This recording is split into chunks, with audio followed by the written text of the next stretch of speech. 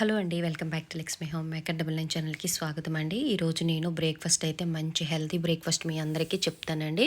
మా డాక్టర్ గారు నాకు ఒక డైట్ చార్ట్ ఇచ్చారండి. షుగర్‌కి నేను 3 మంత్స్‌కి హెచ్‌బీ1సీ చేసిన తర్వాత అక్కడికి వెళ్తూ ఉంటాను. అతను ఒక డైట్ చార్ట్ ఇచ్చారు. ఆ డైట్ చార్ట్‌లో వైట్ రైస్ తగ్గించుకోమన్నారండి. మిల్లెట్స్‌తో కిచిడి, మసాలా కిచిడి గానీ ఇలా వండుకొని బ్రేక్‌ఫాస్ట్ గానీ, డిన్నర్ గానీ తింటే మంచిది అని చెప్పారు. డయాబెటిస్ వాళ్ళకి చాలా బావుంటుంది. లైట్ అంటే మనకి వెయిట్ లాస్ ఉన్న వాళ్ళు కూడా ఇది తినొచ్చనమాట. ముందుగా కొర్రలు గానీ, జొన్నలు గానీ, సజ్జలు గానీ 8 అవర్స్ గానీ, 9 అవర్స్ గానీ నానపెట్టుకోవాలి. నేను బ్రేక్‌ఫాస్ట్ చేసుకోవాలంటే నైటే నానపెట్టుకుంటానండి. అయితే ఇది చాలా హెల్తీ ఫుడ్ అండి. దీనిలో కూరగాయలన్నీ వేసుకొని కిచిడీలాగా చేసుకోండి, చాలా బావుంటుంది. నేనైతే ఇక్కడ కొర్రల్ని చక్కగా 8 అవర్స్ నైటే నానబెట్టుకున్నానండి. దాంతోపాటు పెసరపప్పు మార్నింగ్ నానబెట్టుకోవాలి. ఓకేనా?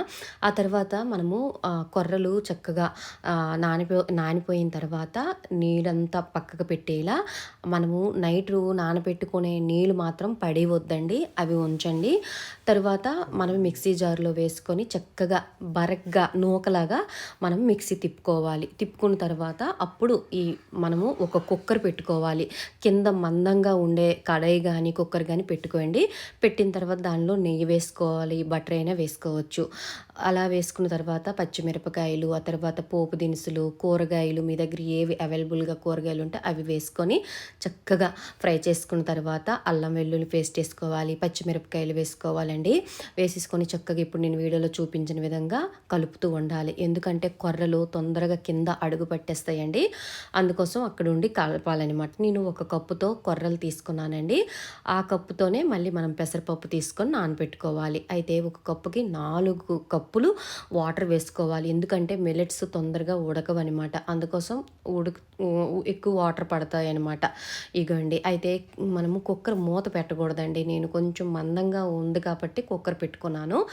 కాకపోతే మాడిపోయే అవకాశం ఉంటుంది. అడుగు పట్టేస్తదనమాట. ఇగోండి. ఈ విధంగా అయితే చక్కగా మనము తయారు చేసుకున్న తర్వాత అంటే ఉడికిపోయిన తర్వాత మనం నెయ్యితో కొంచెం జీడిపప్పు వేసి ఫ్రై చేసుకొని దానిలో వేసుకుంటే బ్రేక్‌ఫాస్ట్ చాలా బావుంటుందండి. డిన్నర్ కూడా చేసుకోవచ్చు. బ్రేక్‌ఫాస్ట్ కూడా చేసుకోవచ్చు అనమాట. ఈరోజు నేను బ్రేక్‌ఫాస్ట్ ఇది తయారు చేసుకున్నానండి.